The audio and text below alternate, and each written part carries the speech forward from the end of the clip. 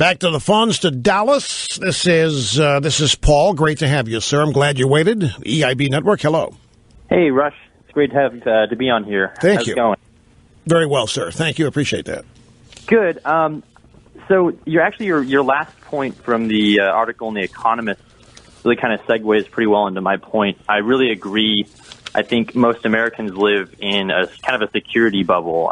Like I served in the Marine Corps. My dad did. My brother's still in, and we know that you have to sacrifice safety and security for liberty. And our forefathers knew that, and they did that. But the vast majority of Americans don't understand that. Now, wait, whoa.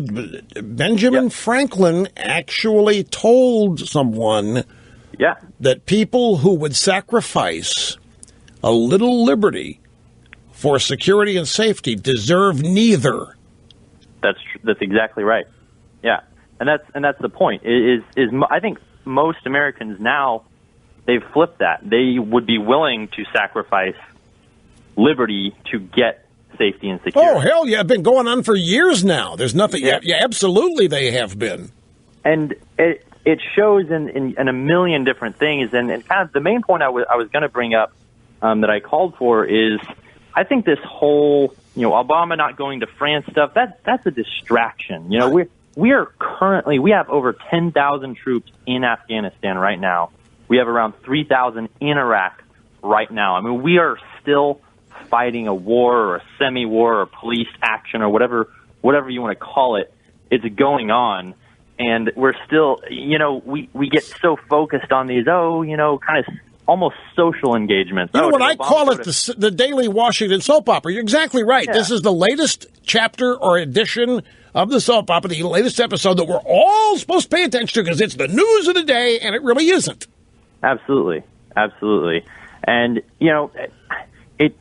it upsets me because I know that we should be focusing on completely different things on how to win, regardless of what the motivation are for, if like the Abu Ghraib incident and all that stuff, whatever, that's almost neither here nor there. The fact of the matter is there's a very large group of people who are willing and able and trying very hard to kill us and to kill our allies and to make trouble. But we can stop that if we would simply be nice and stop criticizing them and leave them alone. That's what the belief is. They're totally wrong. That is the belief. But ultimately, that it's the exact opposite. If you're going to fight a war, if you're willing to put lives on the line and kill other people, you have to go all in. You have to fight a total war. You can't just we kind of want to fight, but we don't really want to set clear objectives and win. We just kind of want to be there, and hopefully eventually it'll all work out.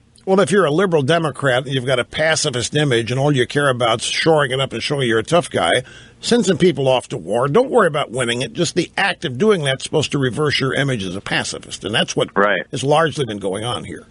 Absolutely. There's no effort to win this stuff. Look at the rules of engagement, for crying out loud.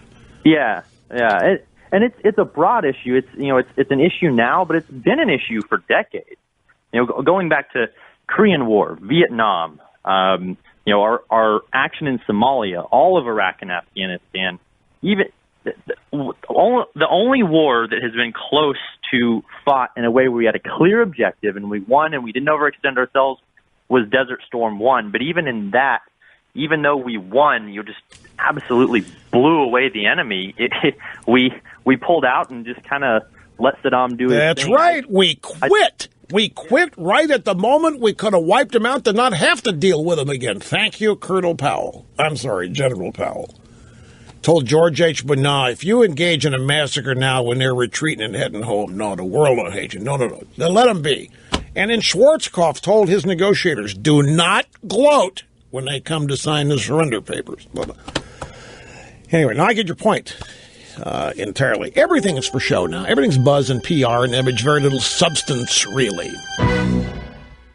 It's not just The Economist. The UK Daily Mail. Headline, cosseted children growing up unable to cope with failure.